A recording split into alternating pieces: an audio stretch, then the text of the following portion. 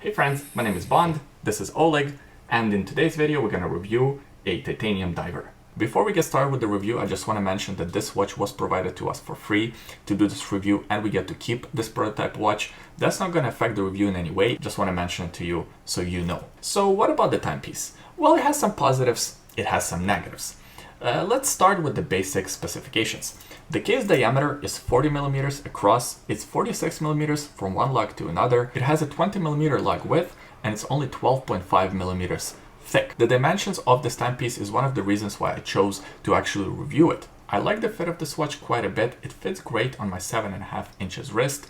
The dimensions are great diver watch dimensions. Not too thick with 12.5 millimeters thickness, not too big with only 40 millimeters diameter, so it kind of walks that really nice sweet spot line, at least for my preference. I also really love that weight. 99 grams on the supplied titanium bracelet. You almost don't feel it on your wrist. Wearing this watch throughout the whole day is no chore at all. In fact, a lot of times you even forget that you're wearing it. I guess that's one of the big advantages of having a titanium diver watch. If you watched my last video, you know that I talked about RZE Aquas and the reason why I sold that watch. Pretty much it was too heavy. For a daily wear, having a watch like this, 100 grams, it's perfect. I used to own Seiko Sarks 055, also known as a baby snowflake, and one of my favorite parts of that watch was the weight and the comfort on the wrist. Titanium watches just have a really nice presence, they're super comfortable to wear and you can wear them all day. Now, in my opinion, titanium watch is a little bit of a novelty. I think every solid watch collection should have at least one titanium watch, but I wouldn't necessarily build my collection on titanium watches only. Now, this watch here is doing pretty well considering the price. Under $500, it's not super cheap, but it's not high-end. It's kind of walking that middle ground. And at that price point, I think the finishes and the fit of this case are pretty good.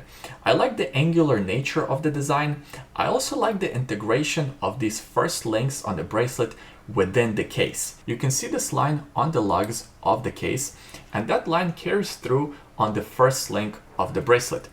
Pretty nice attention to detail, something that I don't see too often, especially from watches in this price category. The crown is at the 3 o'clock position. It's a signed crown with the RZE logo. Pretty nice design. It is kind of a balanced design because on both sides you have this protrusion. On one side where you see the crown, you have the crown guards. On the other side, you have sort of a similar design feature to balance out the design. I quite like that look. Overall, the finish on the case matches the design of this watch. It is very utilitarian. It's all sandblasted finish, and I think it matches pretty well. There are no high polish parts, there are no brush parts. It looks pretty good, including this bezel. The bezel is also done in titanium and it has the same finish as the rest of the case. Now, this type of choice for the finish of the watch can make the watch a little boring. Luckily, the dials here stand out quite a bit, so they give that nice play of light to otherwise very monotone watch. Now, I actually had my hands on two different versions of the same watch. The one I'm reviewing today is the Pacific Blue, I think it's called, but I also got my hands on the yellow version of the same watch, and I gotta tell you, the yellow version to me looks much better, because let's be honest, this watch here is not taking itself too seriously. It's more of a fun summer watch, something you throw on your wrist and you don't think twice about it. And having that fun color to go along with it, I think is better than this Pacific Blue. In pictures, this Pacific Blue looks a lot more blue than it actually looks in person. Yes, in natural light, it really stands out and really attracts your attention, but in low light conditions and indoors, it doesn't really stand out all that much, and it almost looks black. Finish on the dial is very muted. It has a bit of a grain finish, but there is no gradient, there is no sunburst effect. It's pretty utilitarian in its execution. Applied indices for all the hour marks, and we have little lume pips for every hour mark that is painted on. Looks pretty good, and the lume is actually really good except for the lume pip on the bezel, or should I say the lume triangle on the bezel. At a first glance, it's very obvious that not enough layers of lume were applied to it.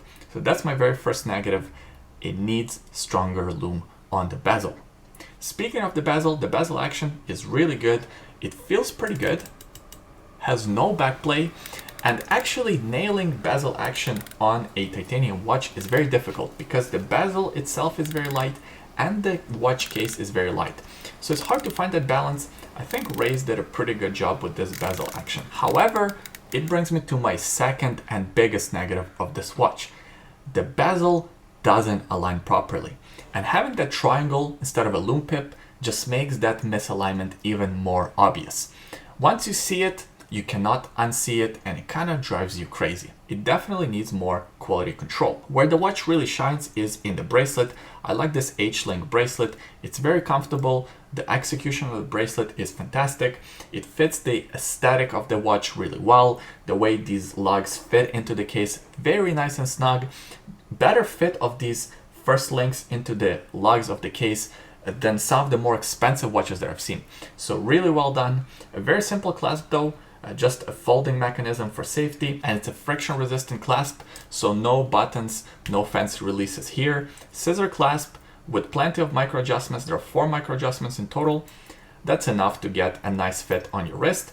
And we even see screw in place pins instead of pin and collar. Not bad, especially for a titanium bracelet. They definitely nailed it with this bracelet. I really like it.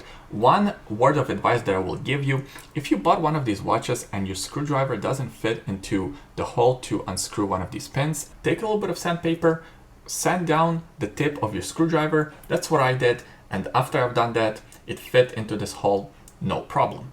So overall, some positives, some negatives. I didn't talk about the movement yet, and that's because to me, that is a bit of a negative.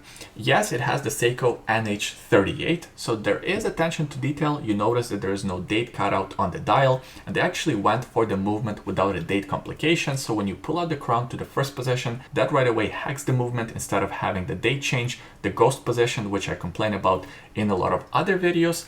On the other hand, they could have gone with the Miyota 9 series movement, especially if they're charging almost $500 for this watch. At that price point, with the Miyota 9 series movement, I would have given this watch 2 thumbs up. At this price point, with the Seiko NH38 movement, great, solid movement. But now you're competing with quite a few other watches, quite a few other diver watches in this price range, and some of them have better movements. So this one, pretty good, but not fantastic. Overall, I'm fairly impressed with this watch. I wish them nothing but the best, and I'm excited to see what else RZE comes up with. That's it. That's the review. Thanks for watching it. Give it a thumbs up. If you enjoyed it, subscribe to the YouTube channel. Do all those things. By the way, today on my wrist, I'm wearing the Masco Flieger watch. I haven't done a review of this watch yet. That's coming soon. Subscribe to the YouTube channel so you don't miss that video in the future. Also, in the description of this video, there are a couple of links. There is a secret link, and there is a link to bondnativstraps.com. Check them out if you're curious. Thanks for watching this review. I hope you enjoyed it. I hope you had fun, and I'll see you guys next time. Bye. People will demand to see you. Come on. Come on. Now is no time to negotiate your raise. Ah, you silly dodgy. Oh, you silly dodgy. There you are. I know you're very tired from working all day being this cute. Make your camera presentable. You ready?